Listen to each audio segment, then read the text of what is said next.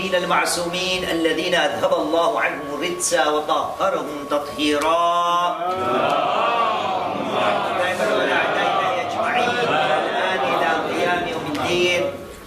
أما بعد أوصي نفسي أوصيكم بالتقوى فإن خير الزاد التقوى. قال الله العظيم في كتابه بسم الله الرحمن الرحيم وتزودوا فإن خير الزاد التقوى واتقوني يا أولي الألباب. آمنا بالله صدق الله العلي العظيم. صلوا على محمد وآل محمد.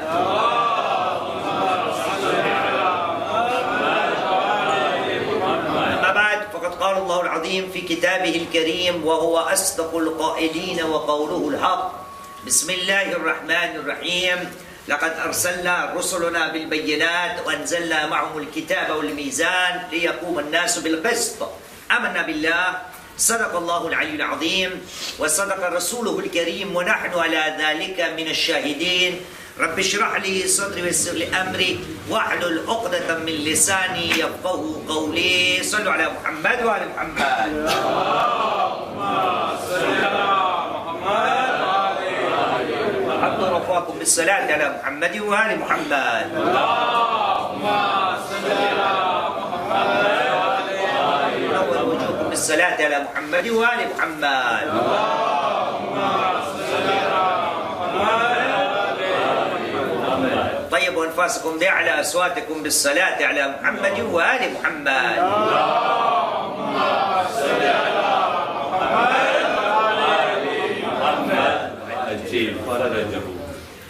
Chers frères, nous savons très bien que nous vivons dans un pays dont la devise est liberté, yallah, égalité et les enfants, fraternité, ahsan. Nous vivons dans un pays dont la devise n'est autre que liberté, égalité, fraternité. La question qui se pose, nous dans notre vie quotidienne, considérons-nous les uns les autres comme des frères? Est-ce que nous nous considérons comme des gens libres? Est-ce que nous nous considérons ou nous considérons les autres comme nos semblables et nos égaux?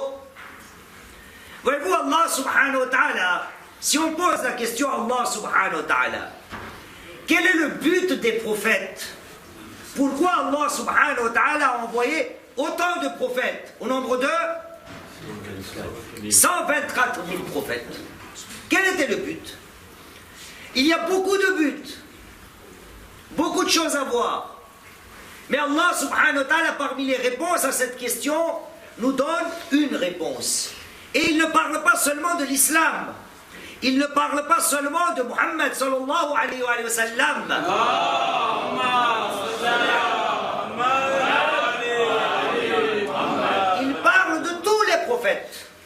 Sans exception. Et voyez-vous, nous qui commémorons la tragédie de Karbala, le deuil de Karbala, là où le héros de Karbala n'est autre que notre troisième imam, l'imam Hussein alayhi salam.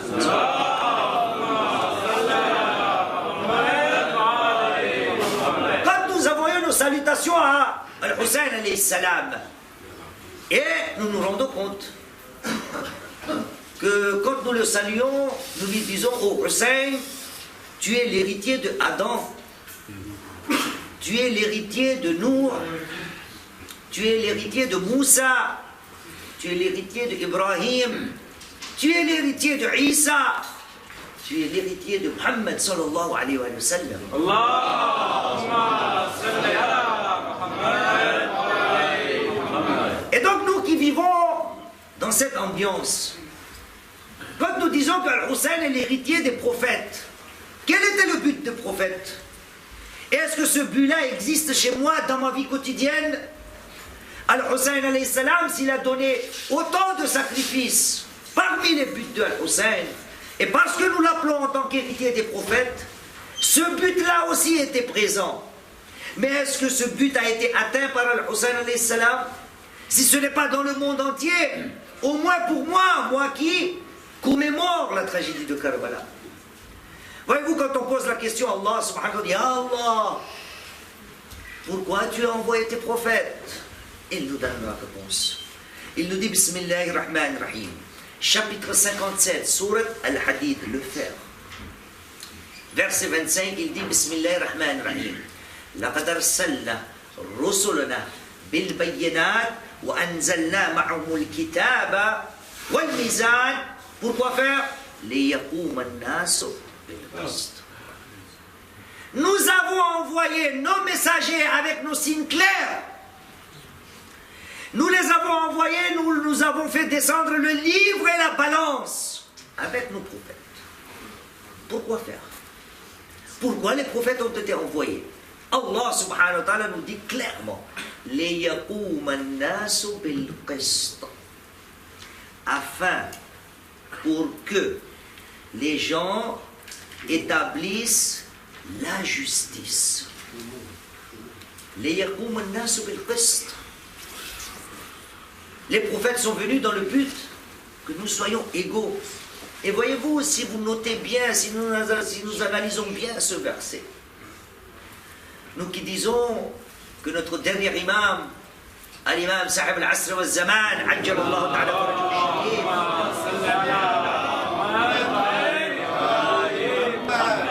viendra et établira la justice. Il est l'héritier des prophètes lui aussi. Et Allah subhanahu wa ta'ala dit, les prophètes ont été envoyés, pas pour que les prophètes établissent la justice, non. Le verset Allah subhanahu wa ta'ala est clair. لِيَقُومَ النَّاسُ بِالْقِسْطِ. Et non pas لِيَقُومَ الْأَنْبِيَاء. لِيَقُومَ النَّاسُ بِالْقِسْطِ. Afin que les gens établissent la justice. Voyez-vous, dans la langue française, dans la langue arabe, nous avons deux mots. Nous avons être équitable et nous avons l'égalité. L'égalité d'un côté et l'équité de l'autre. Et la question qui se pose, sommes-nous égaux? Allah subhanahu wa ta'ala l'a dit. Chez Allah subhanahu wa ta'ala, là aussi encore un problème. Dans le premier verset, Allah dit, les prophètes sont là pour que les gens établissent la justice. Deuxième point, pourquoi avons-nous été créés? Allah subhanahu wa ta'ala nous donne la réponse. Il nous dit Bismillahir-Rahmanir-Rahim, verset très connu, par cœur pour tout le monde. Vous pouvez la finir, Inch'Allah, le finir. Non. Ça, c'est le but de la création. Allah subhanahu wa ta'ala, dans le chapitre 49, les cloisons sur le Hujurat, verset 13 nous dit Bismillahir-Rahmanir-Rahim. Ya ayyuhan nas. Il parle à toute l'humanité. Inna khalaqnakum min dhakarin wa untha. وَجَعَلْنَاكُمْ شُعُوبًا وَقَبَائِلًا لِتَعَارَفُوا. Oh vous les gens, nous vous avons créé d'un mâle et d'une femelle. وَجَعَلْنَاكُمْ شُعُوبًا وَقَبَائِلًا. Et par la suite, nous vous avons partagé ou départagé en nations et en tribus. لِتَعَارَفُوا. Afin que vous vous entreconnaissiez. إِنَّ أَكْرَمَكُمْ عِنْدَ اللَّهِ. Le plus noble d'entre vous, le plus noble d'entre vous auprès d'Allah subhanahu wa ta'ala est celui qui est le plus pieux. Question. Allah subhanahu wa ta'ala là aussi le dit clairement. Atqakum indallah. Le plus noble pour Allah, chez Allah, pas pour vous. Moi, je juge les gens. Allah subhanahu wa ta'ala me dit Atqakum indallah. Le plus noble d'entre vous auprès d'Allah subhanahu wa ta'ala. Vous, quelle doit être votre position? Quelle doit être notre position à chacun d'entre nous? Voyez-vous, le prophète Muhammad sallallahu alayhi wa sallam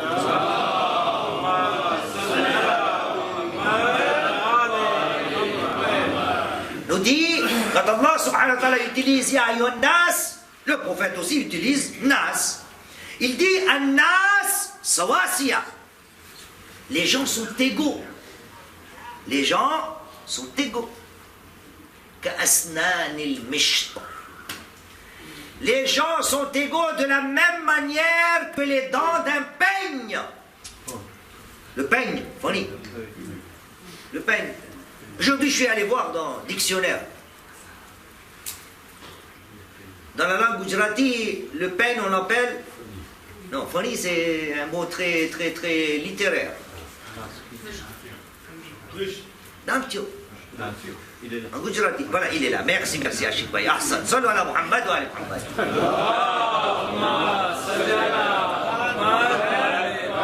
Il est là, le peigne. Voilà ce que le prophète nous dit. Les gens sont égaux de la même manière que les dents d'un peigne. Et quand je dis dans la langue Gujarati, on appelle ça dantio. Et dans le mot dantio, il y a le mot dent. Et donc je suis allé vérifier, mais d'où vient ce mot dans la langue Gujarati. Et donc je me suis rendu compte que dans la langue française aussi on dit un peigne dentaire. Vous voyez ça, il y a des dentistes ici. Il y a personne, manque de peau. Sallu ala Muhammad wa ala Muhammad.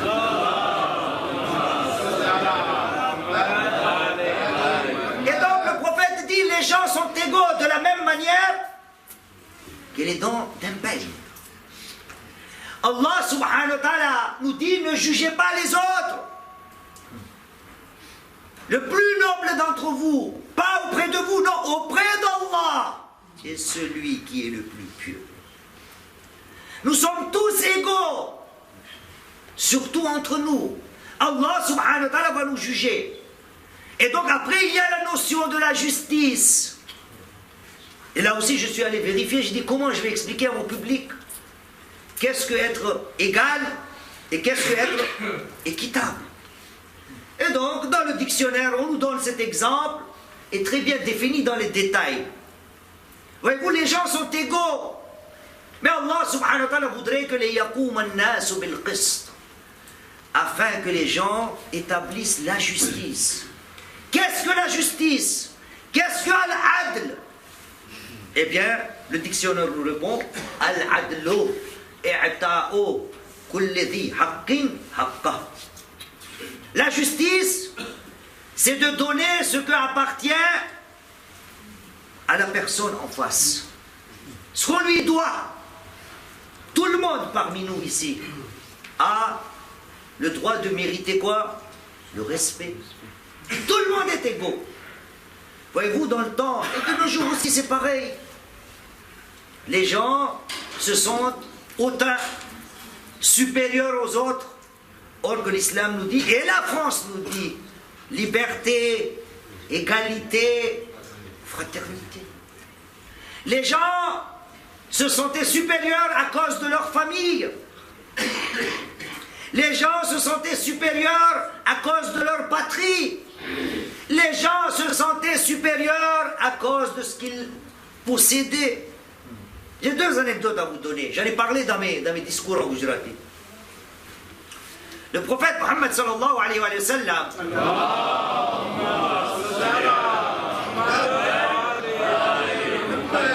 est assis avec ses disciples et ses compagnons. Voyez-vous, Allah avait dit, je vous ai créé d'un mâle et d'une femelle afin que vous vous entreconnaissiez. Et donc tout le monde est en train de se, comment on dit ça en français, de se présenter les uns aux autres. Mais là, il semble que la présentation est hautaine.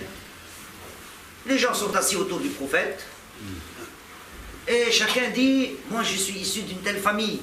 Vous vous souvenez, j'avais pris votre exemple, vous vous souvenez pas? J'ai pris l'exemple des gens que je connais. Mais aujourd'hui, on va prendre l'exemple dans l'autre sens, dans le sens arabe. Il y en a par exemple un qui a dit, moi je viens de la tribu de Bani Mustalaq. Il y en a un deuxième qui a dit, oui, mais moi, ya Rasulallah, je viens de la tribu de Bani Asad. Il y a un autre qui a dit, je viens de la tribu de Bani Mudaffar.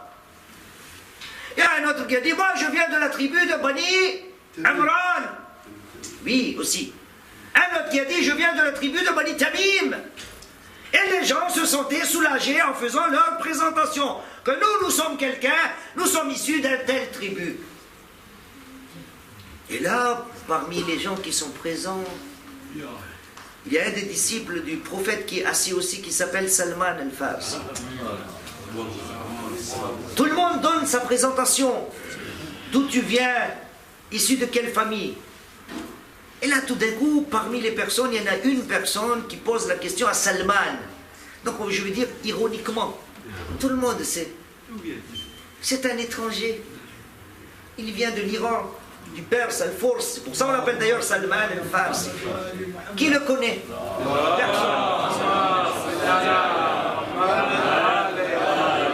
Personne ne le connaît. C'est un étranger. C'est un nouveau musulman. Personne ne le connaît. Et de toute manière, même s'il nous donne son arbre généalogique, personne ne le connaît.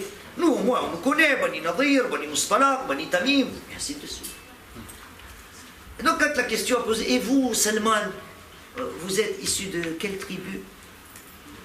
Comme la question a été posée ironiquement, Salman a hésité pour répondre. Et là, le prophète a vu le visage de Salman. Il a compris le but du questionnement.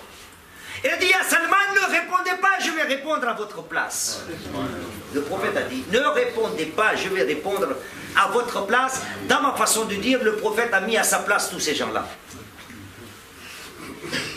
Salman, ne répondez pas, je vais répondre à votre place. Ya Allah, bismillah ya Rasulallah. Le prophète a dit, As-Salmanu minna al-bayt.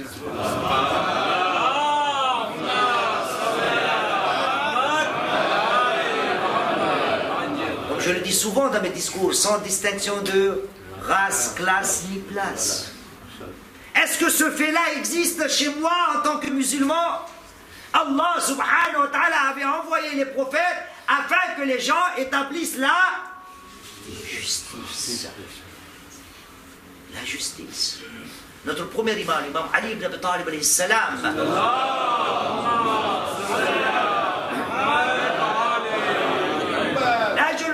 Il nous dit Al-Adlu zinatul iman. Al-Adlu zinatul iman. La justice est quoi?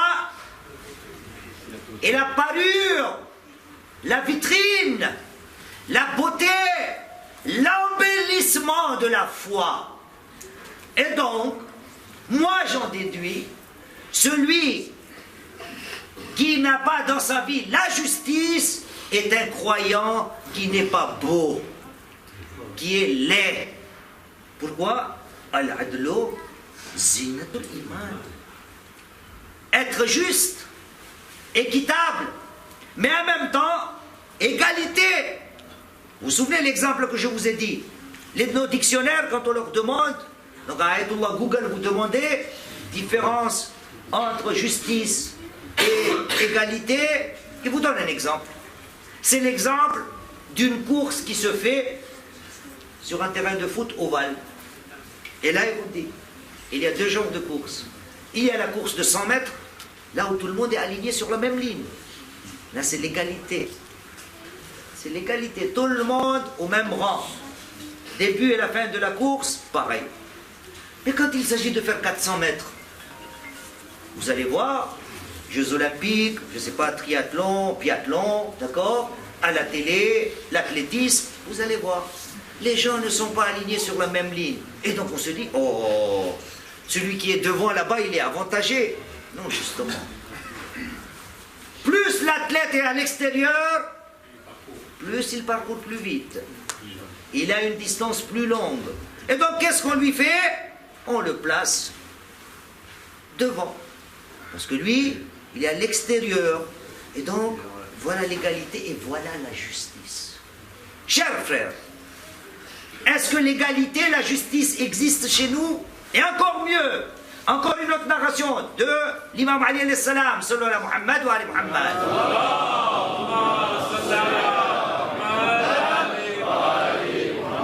Il nous dit Al-Adlu ra'sul iman. Tout à l'heure c'était Al-Adlu zinatul iman. Là il nous dit Al-Adlu ra'sul iman. La justice est la tête de la foi. Un corps qui n'a pas de tête n'a aucune valeur. Moi je me déclare être croyant, ayant ou avoir de la foi. L'imam Ali me dit Al-Adlu ra'sul iman. Wa jumma'ul ahsan. La justice, al-adl, jumma'ul ahsan, C'est un rond-point, là où tous les actes de bienfaisance font le tour. Si l'acte de bienfaisance n'a pas avec lui al-adl, la justice, c'est qu'il a raté son rond-point. Ça y est, il est sorti de l'autoroute. Et il continue, il nous dit et c'est le degré le plus haut placé de la foi. Quoi? Al-adl. Ce n'est pas facile d'être juste. Ce n'est pas facile. Mais nous ne savons pas, les prophètes sont envoyés pour que les gens établissent la justice. Nous sommes tous égaux.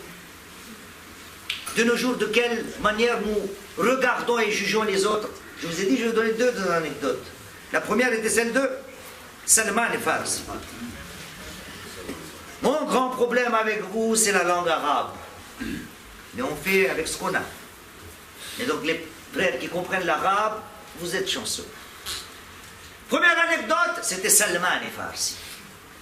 Je vais vous citer maintenant une autre anecdote de Bilal al-Habashi. Cette anecdote se passe à la Mecque, Fath Makkah, la conquête de la Mecque. Vous vous souvenez dans les Majlis, j'espère. Conquête de la Mecque. Le prophète arrive victorieux à la Mecque. Problème encore? Sallu ala Muhammad wa ala Muhammad. Allahumma salli ala Muhammad.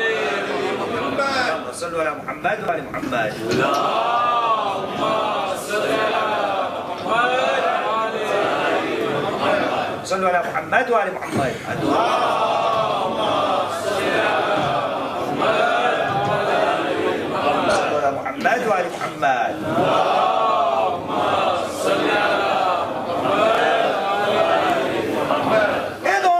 Arrive à la Mecque, il a conquis la Mecque, il est l'heure de la prière, il faut appeler les gens. Le prophète dit à Bilal, Ya Bilal, c'est parmi les phrases du prophète, Ya Bilal, arihna bil adhan. Arihna bil adhan. Oh Bilal, fais-nous plaisir. Donne-nous du repos avec quoi? L'adhan, la voix de Bilal, Mu'adhin al-Rasoul. Il y a Bilal, montez sur la Kaaba. Sur la Kaaba. Il appelle les gens. Et là en bas, il y a toute ma famille qui est en bas. Comme je l'ai dit dans mes majlis, tous les Ramji. Moi je suis Ramji. Moi, ma famille c'est Ramji. Vous c'est quoi? Sayyid. Toute la famille des Ramji, ils étaient là. Le prophète est là. Il a dit à Bilal de monter. Et là, voici les phrases que nous relate l'histoire. Tout se trouve des racistes. Voilà leurs phrases.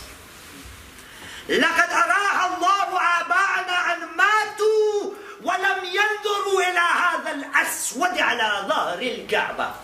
Vous avez compris? لقد أراح الله آباءنا أن ماتوا ولم ينظروا إلى هذا الأسود على ظهر الكعبة. Allah subhanahu wa ta'ala a eu pitié de nos ancêtres et de nos parents, qu'il les a repris. Fort heureusement, ils sont morts. Il y a des gens comme ça. Est-ce que ça nous arrive de dire, moi par exemple, mon papa et ma maman ne font plus partie de ce bas monde? Est-ce que cela me viendrait l'idée de me dire, Alhamdulillah, Dieu a pris mon papa et ma maman? Ça se dit ça? Mais voilà des gens qui disaient cela.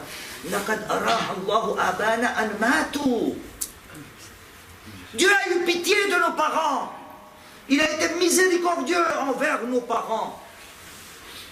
Araha, comment bien traduire laqad araha Allah? Ah, voilà le mot, merci. Alhamdulillah, Dieu a soulagé nos parents. Qu'ils n'ont pas vu ce noir sur la Kaaba. Voyez-vous ces gens-là? Ils étaient dans l'autre temps. Au temps du prophète, ils existaient. Chers frères, l'islam est là pour que nous établissions la justice. La justice. Nous sommes tous égaux. Est-ce que je suis juste avec mes parents, mes amis, mes voisins? L'islam va encore plus loin. Il nous dit qu'il faudra être juste même avec l'ennemi. Allah subhanahu wa ta'ala, chapitre 5, surat al-Ma'ida, verset 8. Il nous dit, Bismillahir Rahmanir Rahim, وَلَا يَجْرِمَنَّكُمْ شَنْآنُ قَوْمٍ عَلَى أَنْ لَا تَعْدِلُوا اعْدِلُوا هُوَ أَقْرَبُ لِلتَّقْوَى. Attention, que l'animosité ou la haine de peuple ne vous fasse éviter la justice. I'dilou, soyez juste, même avec l'ennemi. Même avec l'ennemi. I'dilou huwa aqrabu lit-taqwa. Cela est proche de la piété. I'dilou. Mais ce n'est pas évident d'être juste dans la vie. Ce n'est pas facile d'être juste dans la vie. Voyez-vous, avant que notre premier imam, l'émir des croyants, Ali ibn Abi Talib alayhi salam,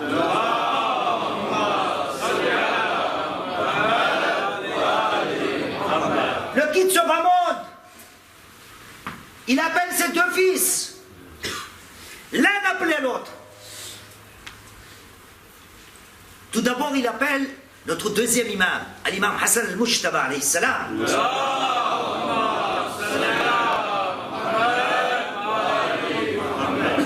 Il l'appelle dans un coin et lui dit Ousika ya bunayya, Ousika ya bunayya, bis-salati 'inda waqtiha. Oh mon fils Hassan, accomplis toujours la prière à son heure, à l'heure. Ousika ya bunayya, bis-salati 'inda waqtiha. Oh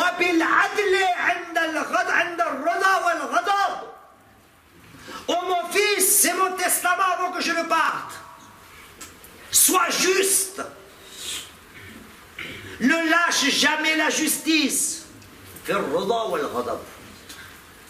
En état, quand tu es content, sois juste. La colère, sois juste.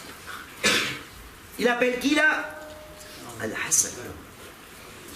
Juste après, il appelle le petit-fils. Donc, notre troisième imam, l'imam Hussein alayhi salam.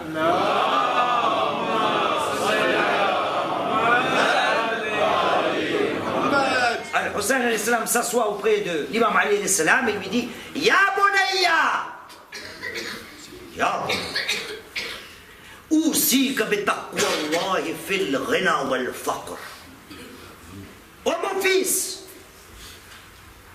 ne lâche jamais la crainte, la piété d'Allah subhanahu wa ta'ala. Fais le ghina.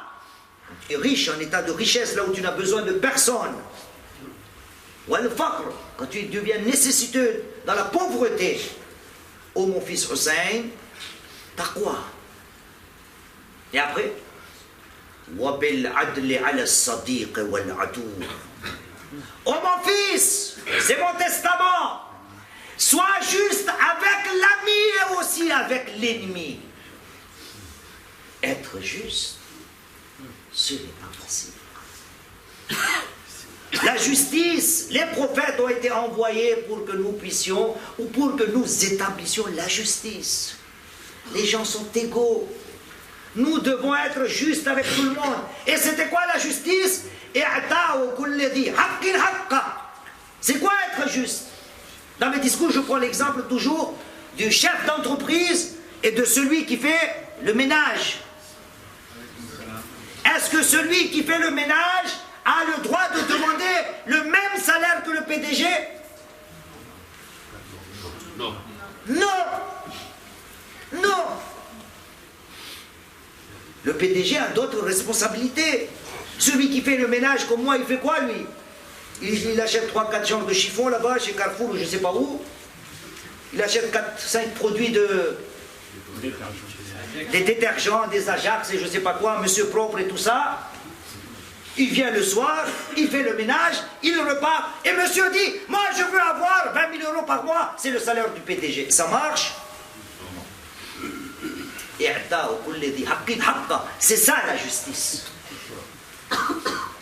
Celui qui doit mériter, on lui donne ce qu'il mérite. Ça, c'est la justice. Mais après, il y a l'égalité. Il y a l'égalité aussi. Est-ce que nous sommes équitables? Est-ce que nous regardons les gens avec un œil, comment dirais-je, juste? Chers frères, les prophètes étaient venus pour que nous soyons justes. Al-Adala, Adlu Insab.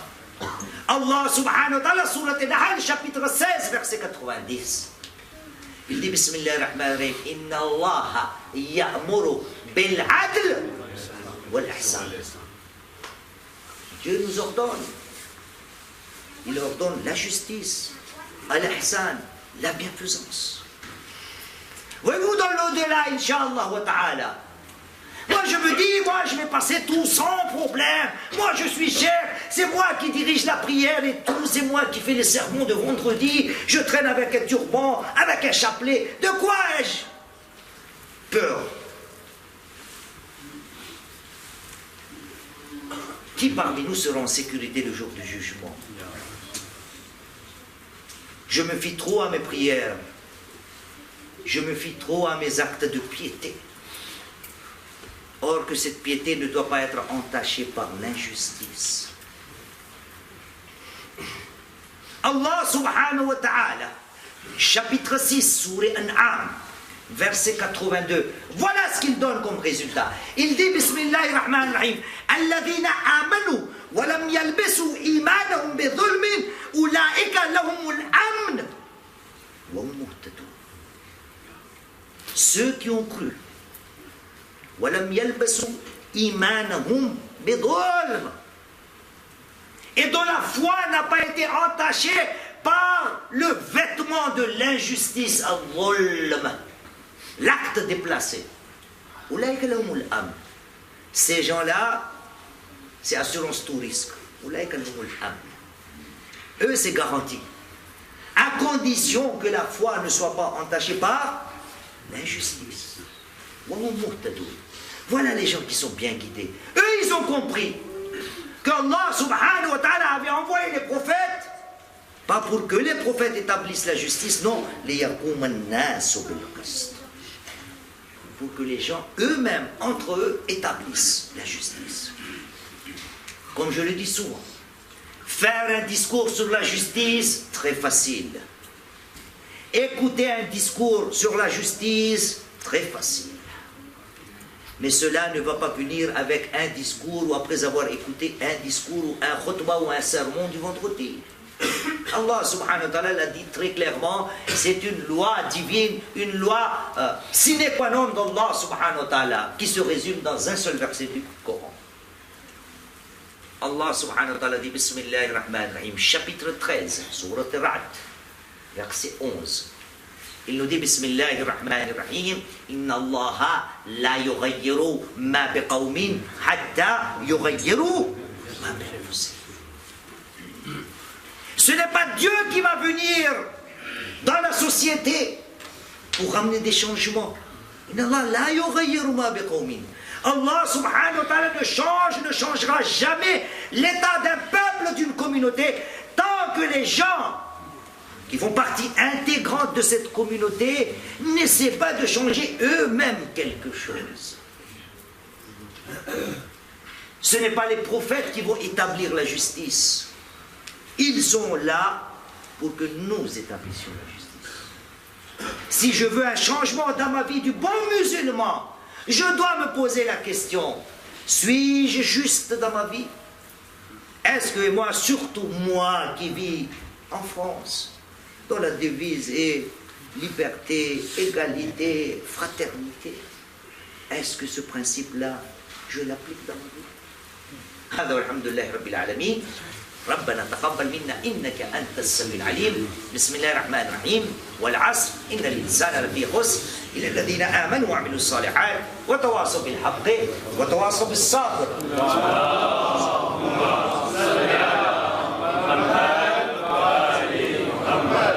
Allah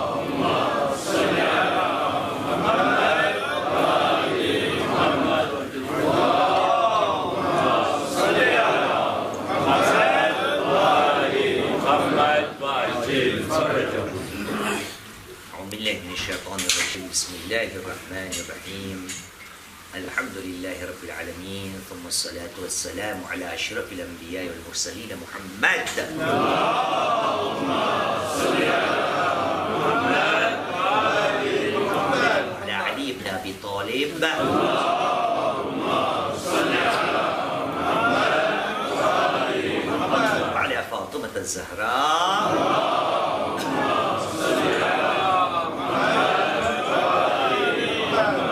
حسن المجتبى. اللهم صل على محمد وعلى الحسين الشهيد. اللهم صل على محمد وعلى علي بن الحسين. اللهم صل على محمد وعلى محمد بن علي.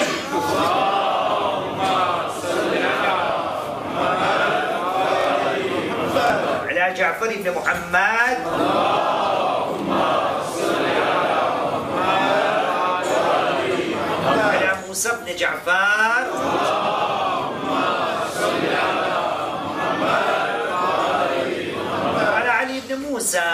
اللهم صل على محمد وعلى محمد بن علي.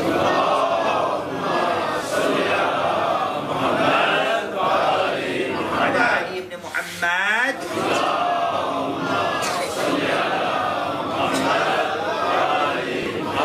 علي بن الحسن العسكري.